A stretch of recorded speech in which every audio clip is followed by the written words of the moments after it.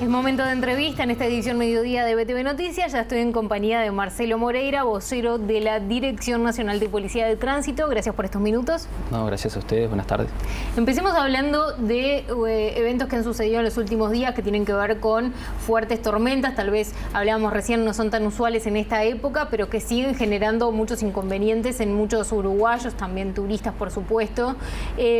¿Cómo ven ustedes el comportamiento de la población frente a este tipo de fenómenos cada vez más frecuentes climáticos? ¿Sigue faltando educación de repente? Bueno, evidentemente que la educación siempre está, y como lo mencionábamos fuera de cámara, la Dirección Nacional de Policía de Tránsito tiene su Centro General de Instrucción, donde se imparten conocimientos y normativa en diferentes centros educativos, ya llámense escuelas, primaria, secundaria, pero fuera de eso hemos notado sí que en muchas ocasiones ante este tipo de eventos climáticos los conductores suelen no percatarse del riesgo que corren al conducir un vehículo en determinadas situaciones y eventos climáticos que pueden llevar a consecuencias fatales como han sucedido y como sucedieron en el día de ayer. Claro, porque por ejemplo, cuando un vehículo está funcionando y hay una tormenta fuerte, una lluvia fuerte, por ejemplo, la reacción del vehículo, los frenos, todo es totalmente distinta. Exactamente, el frenado de un vehículo no es el mismo en un pavimento que está húmedo, resbaladizo, que en un pavimento con condiciones normales, climáticas normales. O sea, también puede existir que exista demasiada agua sobre la ruta, lo que lleve a que el vehículo pierda la adherencia que debe tener sobre el pavimento y lleve a despistar el vehículo. Eso, y siempre y cuando no hablemos de situaciones como las que hemos tenido en estas últimas horas, donde hemos visto desbordados muchos ríos o cañadas que han llevado al corte de rutas muy importantes, como fueron en la Ruta 9 o Ruta 5 en estos días, rutas que no es muy usual tampoco que desborden ríos o caudales de agua sobre la misma, que se ha dado en estos últimos días. Claro, y eso les implica a ustedes una reorganización del trabajo, me imagino, en este contexto que tienen todo centralizado en lo que es el trabajo por el turismo también. Sí, exactamente. Si bien en esta época del año tenemos reforzado el cordón turístico con mayor presencia policial sobre lo que es el litoral turístico de Soriano, Colonia, San José, Canelones, Montevideo, Maldonado y Rocha, de igual forma, en lugares como pasó en Ruta 5, tenemos personal para evacuar este tipo de situaciones donde, en caso de ser necesario, se corta la ruta hasta que el agua pueda disminuir, o se buscan rutas alternativas para desviar el tránsito. Este año ustedes vienen a esta temporada con algunas incorporaciones de tecnología que vale la pena repasar, por ejemplo, en materia de radares, después de algún tiempo en el que ustedes mismos habían dicho que tenían tecnología que había quedado obsoleta, bueno, incorporan nuevas tecnologías. Concretamente, ¿con qué tecnología cuenta la Policía de Tránsito para controlar la velocidad, por ejemplo? Bueno, actualmente, si bien ya se venía trabajando con radares fijos, que permiten una fotografía y permiten un almacenamiento de datos, como ya se venía trabajando en lo que es ruta interbalnearia y la ruta... ¿Cuántos hay? Y la ruta 37. Fijos actualmente hay 4, 3 están en Maldonado, 1 en San José, y a su vez contamos con radares móviles que permiten su armado y desarmado en forma prácticamente que instantánea. En 4 o 5 minutos podemos armar o desarmar esos radares, y son móviles, o sea, se pueden implementar en cualquier parte, en cualquier ruta. ¿Y cómo determinan ahí a dónde van esos radares móviles? Bueno, la idea es agarrar al conductor, digamos, de imprevisto, o sea, que sepa que puede estar siendo controlado. No, la idea de nuestro trabajo es en materia de prevención, ¿verdad? Es los puntos donde fueron instalados por el Ministerio de Transporte y Obras Públicas, y fue en base a un análisis que se hizo por nuestro Departamento de Información Táctica de aquellos puntos de mayor siniestralidad. O sea, y en base a eso es donde vamos a estar trabajando con los radares móviles en los lugares donde tenemos una mayor problemática. ¿Dónde están esos focos más complicados? Y los focos más complicados por lo general están sobre las rutas principales de nuestro país, o arterias principales de nuestro país. Son las rutas de mayor flujo de tránsito. O sea, por la interbalnearia, por ejemplo, ahora. Por ejemplo, por algo 3 de ellos están instalados en la interbalnearia. Ahí va. ¿Y cómo ha sido hasta ahora el proceso de las multas, el colocar las multas con este tipo de radares?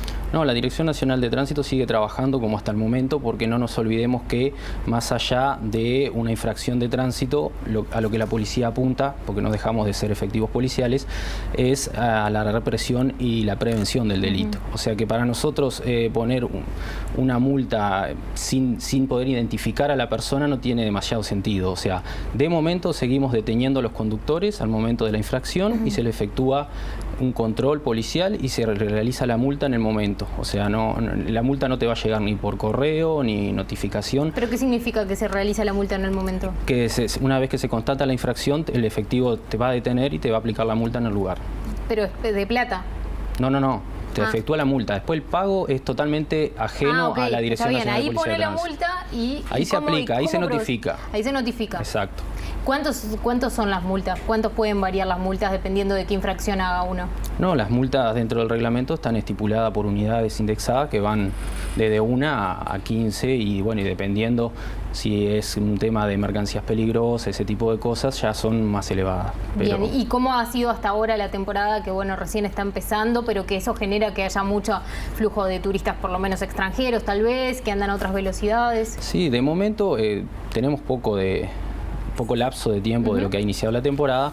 Tenemos una temporada bastante movida, o sea, mucho flujo de tránsito en días claves, especiales, como ya lo hemos mencionado en otras entrevistas, donde tenemos los días domingo en la tarde principalmente, un flujo muy importante en el retorno, y después aquellos días que vamos a tener de recambio turístico, por lo general las quincenas o fines de mes, donde estimamos que vamos a tener un flujo muy importante de tránsito. Claro, pero más allá del flujo me refería, por ejemplo, a esos controles de velocidad, no sé si se puede comparar con años anteriores, etcétera, respecto a cómo vienen estando los conductores, comportándose los conductores a sabiendas de que están siendo controlados por radares. No, de momento se viene comportando bastante bien, es decir, no tenemos tampoco cómo hacer un comparativo con el año anterior porque no los teníamos. Claro, porque exacto, pero de momento... Pero han puesto muchas multas. Se han puesto multas y se van a seguir poniendo porque evidentemente que las conductas siempre van a existir.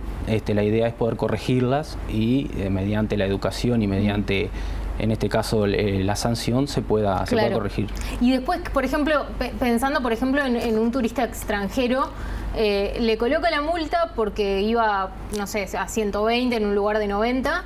¿Y qué pasa? Después, ¿cómo tiene que hacer para pagar la sanción, digamos? Sí, la multa se paga tanto para turismo interno como para el extranjero en cualquier red de cobranza. Van con la matrícula del vehículo o con la cédula y en la red de cobranza se les va a cobrar. Pero si una persona no la paga, ¿se puede ir sin problema? En el caso de los extranjeros, que hasta el día de hoy no existe un mecanismo que los pueda obligar a abonarla antes de retirarse.